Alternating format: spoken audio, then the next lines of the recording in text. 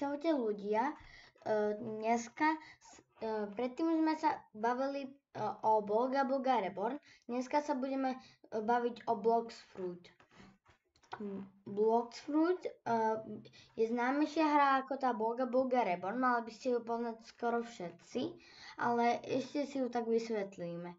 No tak, v hre Blox Fruit na Robloxe budeme najprv ste začiatočník, môžete si vybrať buď tým marinetov alebo pirátov. Ja som si najprv vybral marinetov, ale už som prestúpil do pirátov a potom tam si vylepšujete všelijaké levely, tam získavate, bijete nejakých panáčikov a potom ešte všeličo iné a môžete tam ešte získať všelijakých Blox Fruitov za peniaze.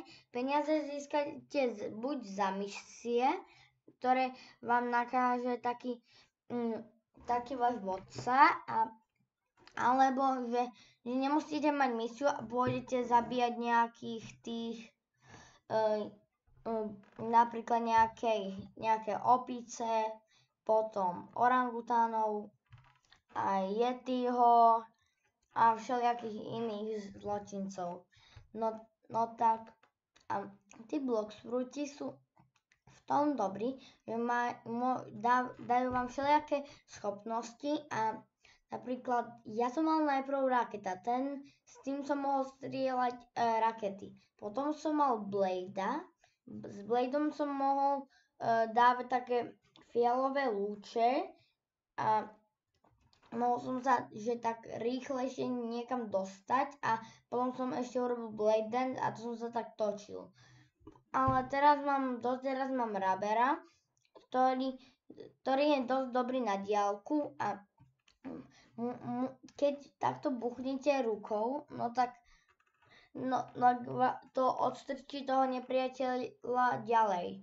A potom mám ešte druhú schopnosť, a to je ako tá normálna, čo som vám teraz vysvetloval, len je silnejšie dvakrát. A dvakrát ho viacej odstrčí. Potom tam mám ešte tá schopnosť sa volá Kanon. A ešte mám tretiu schopnosť, ktorá sa volá Smash a tá vyhodí do vzduchu tých nepriateľov alebo hocikoho a potom máte chvíľu čas, aby ste sa presunuli. To bude zatiaľ všetko, no tak čaute, vidíme sa pri druhom videu.